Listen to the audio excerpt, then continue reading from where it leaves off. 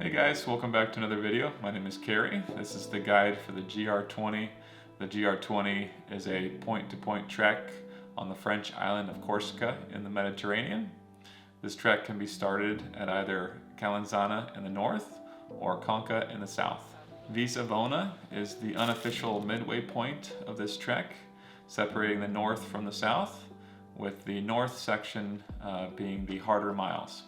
The GR20 is considered to be the most difficult trek in Europe.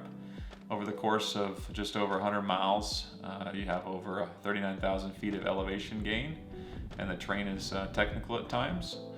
This was the most dangerous and challenging trek I have ever done. I did this trek between October 13th and the 20th. About 50% of the huts were closed. So that's something to keep in mind.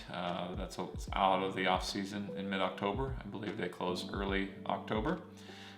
So I carried my tent and my sleeping bag, so I had what I needed there. But I came across about 50% of the huts being closed, and then the other half being unmanned and open. So you're able to use the gas stoves, the bunks, that sort of thing. Now I'm going to give a breakdown of my days on the GR20. Corsica is an expensive place to visit.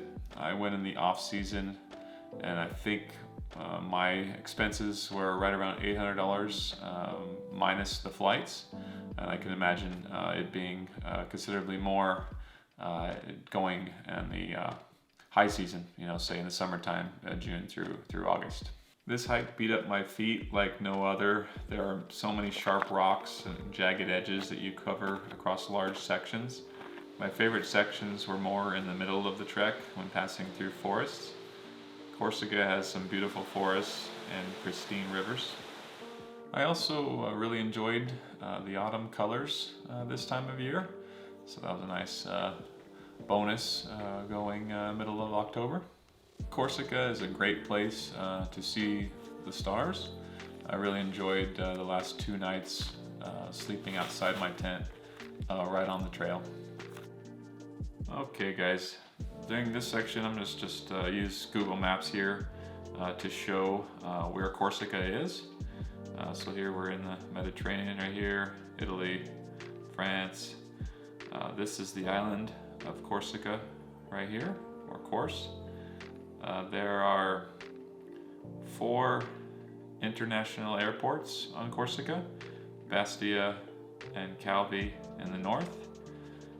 The south or central area, they have Ajaccio and Porto Vecchio. Sorry if I'm not pronouncing those correctly. The GR20 in the north starts close to Calvi. There's a town called Calanzana right here is where it starts, and it winds down through the middle right over here, finishing somewhere around here, close to Porto Vecchio in Conca. Actually right here is where it finishes. So that's a couple of the cities you'll either fly into. I flew into Calvi and stayed there for, I believe it was 3 or 4 nights before starting the trek out of Calanzana. And then I arrived in Conca, and that afternoon took a taxi to Porto Vecchio. Hotel night, stayed in a hotel and had dinner, that sort of thing. And then my flight was out of Bastia, but for me at least, I had some things that I left at a Airbnb I rented in Calvi. So I rented a car, drove here north before heading over, grabbing my things, and then staying the night in Bastia before flying out. I took a flight from Bastia. I think I had a layover somewhere in Switzerland before arriving in Prague. But anyways, that is a little bit of the location and points of interest for Corsica. Okay guys, now I'm going to use All Trails here to point out a few things. So GR20 here shows, yes, 105.5 mile, almost 39,000 feet of elevation gain point to point. The trek, like I mentioned, can be started from the north or the south. The north, closest town is Calvi. Then, at least for me, I was staying in Calvi and took a taxi to Calanzana, the start here. I do believe there is some public transportation, but I was in the off season and I don't speak a lot of French, so it's just easier for me to take a taxi and start in Calanzana early that morning. As you can see from the bottom here, the north section, so the midway point is right about here in Visavona, but the north section, as you can see here, is quite a bit more challenging. Once you pass Visavona, it gets considerably easier. There are some difficult sections in the south, but not nearly as much in the north. So I was happy to sort of start and get a lot of the harder miles done first versus going from the south. But here, right about here, yeah, in the middle is Visavona. So I'll sort of back out and show you here. There's a road that runs through the middle, and that's right where Visavona is. And then you have Conca in the south here, small town, and then the biggest I would call city is going to be Porto Vecchio right here.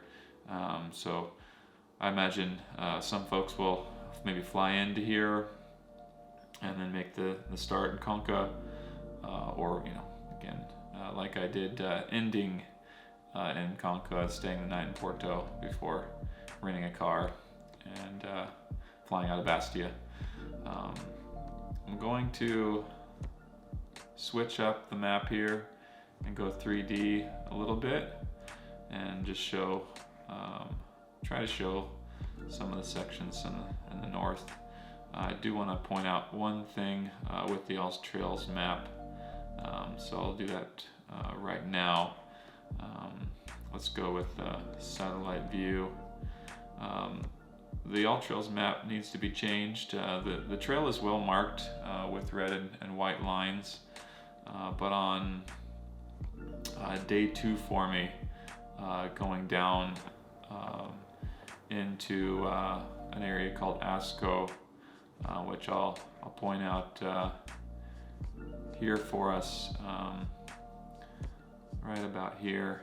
I lost the trail, so you can see here too, just from the 3D map.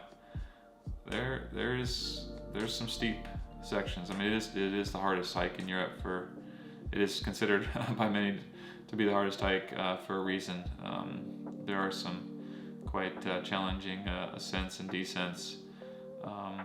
This is where I want to show though, after coming down here at about midday of the second day, I came down to this area right here.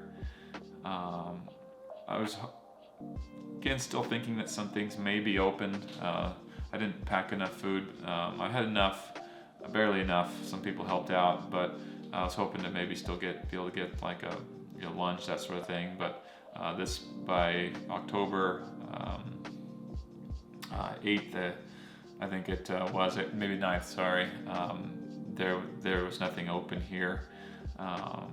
So anyways, I had lunch, and then I sort of lost the red and white markings here, and then I decided to follow the All Trails map that leads up this way. The GR20, the trail, which you can see here on All Trails, which I should have just tried to follow that, right? Which I'll explain in just a second why, but it now, the map, the trail actually kind of goes up this way, I believe, before ending up down here. But I didn't do that. I followed the red trail here, which leads up here, and then This section is called the Cirque de la Solitude. I definitely would not recommend anyone going this direction. They rerouted the trail, so all trails needs to be fixed. But this section was a crazy descent down, and then it was quite a challenging way out of there. So I would not recommend anybody doing that. I was pretty relieved to get down and up out of that section. And then that second night, I slept here at this refugio. I didn't pack enough food on this trek. I want to give a few shout outs to some people that really helped me out along the way. Some time has passed, about 2 months or so, between the trek and recording this. So sorry for forgetting your name, but there was a really nice guy, I believe he was from Quebec. He shared his pasta dinner, I think maybe around day 3 or so. We were hiking a little bit that evening and into the night. He also shared some of his homemade jerky that really helped me through some of that, certainly the last day before Lisbona. So I want to say thank you to the French women I met with their cool dog. This was the night before resupplying in Lisbona, so I was completely out of food. So they shared some food, so I had dinner. I was so grateful for that. And also to the Swiss couple I met on day 5, I believe, that morning before getting down to Lisbona. My drone hadn't been working, wasn't fully functional. I was only able to fly at about 150 feet or so away because I wasn't logged in. For some reason, DJI had logged me out, and then I didn't have access to the internet when I was on the trek. But they let me use their phone as a hotspot. So the second half of the trek, I was able to use the drone like I wanted to. So thank you so much to them, the nice ladies I met, and of course the gentleman on day, I think it might have been day 3 that night. Again, I'm so thankful for all of your help, so thank you. I'm happy to help anyone that wants to tackle Europe's hardest hike. I can be reached on my Instagram at CarrieMercer85. Thank you so much for watching, guys, and take care.